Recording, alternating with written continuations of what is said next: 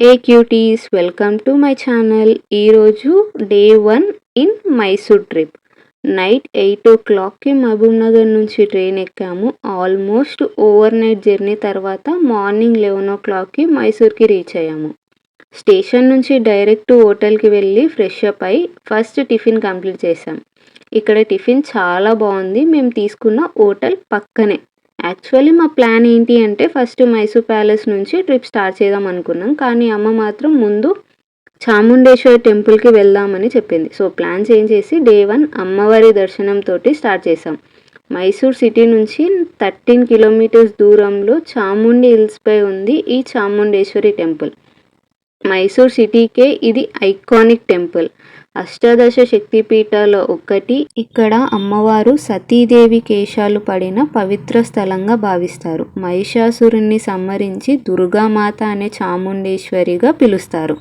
ఈ Chamundi hills view point నుండి Mysore palace, museum, ఇంకా టోటల్ మైసూర్ చూడొచ్చు. ఇంకా సన్సెట్, సన్ రైజ్ మాత్రం చాలా బ్యూటిఫుల్గా ఉంటుంది. ఇంకా పక్కనే చాముండి హిల్స్పై ఉన్న నందీశ్వర్ని చూడడానికి వెళ్ళాము. భారతదేశంలోనే 3వ అతిపెద్ద నంది విగ్రహం. ఈ అద్భుతాన్ని ఏకశిల విగ్రహం అంటే ఒక్క రాతిపైనే చెక్కారు. ఇంకా సుమారు 16 feet హైట్, 24 feet లాంగ్ ఉంది ఈ నందీశ్వరుడు. ఈ నందిని చూస్తుంటే 2 కళ్ళు అస్సలు సరిపోవు. చూడండి ఎంత పెద్దగా ఉందో, ఎంత బ్యూటిఫుల్గా ఉందో ఈ నందీశ్వరుడు. ఇంకా అక్కడి నుంచి 19 kilometers దూరంలో ఉన్న శ్రీరంగపట్నంలో కావేరీ నది ఒడ్డున ఉన్న శ్రీ నిమిషాంబ టెంపుల్ని చూడడానికి వెళ్ళాం. సుమారు 400 years బ్యాక్ ఒడియా రాజు నిర్మించారంట. ఈ అమ్మవారు భక్తుల ప్రార్థనలను తక్షణమే తీరుస్తుందని నమ్మి పార్వతీదేవికి అంకితం చేశారు. శాంబ అంటే ఒక్క క్షణం, ఒక్క క్షణంలోనే మనం కోరుకున్న కోరికలన్నీ తీరుస్తుందని నమ్ముతారు.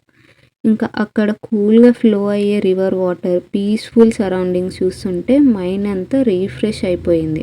ఇంకొంచెం సేపు అక్కడే టైం స్పెండ్ చేసి తర్వాత శ్రీరంగపట్నంలో ఉన్న టిప్పు సుల్తాన్ డెత్ ప్లేస్కి వెళ్ళాము.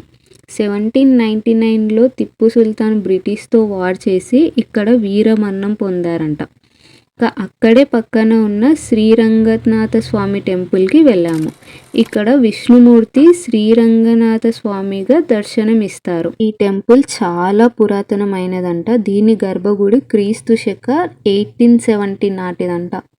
చూడండి ఎంత బ్యూటిఫుల్ ఆర్కిటెక్చర్, పీస్ఫుల్ వైబ్స్ తోటి చాలా డివోషనల్గా అనిపించింది. ఇంకా దర్శనం చాలా బాగా జరిగింది.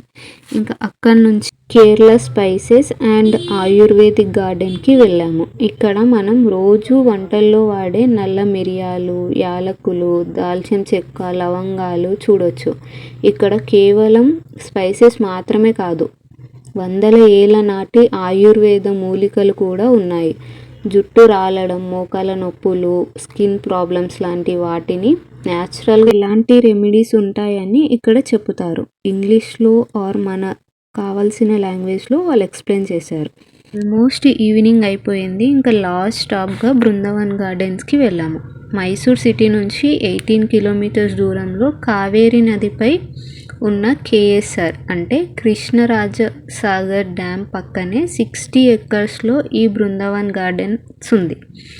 అసలు ప్లేస్ మొత్తం గ్రీనరీతో సూపర్ బ్యూటిఫుల్గా ఉంది. ఒక పక్క గ్రీనరీ, ఇంకో సైడ్ ఫౌంటైన్స్.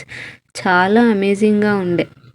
మస్ట్ చూడాల్సిన place in Mysore in the evening time.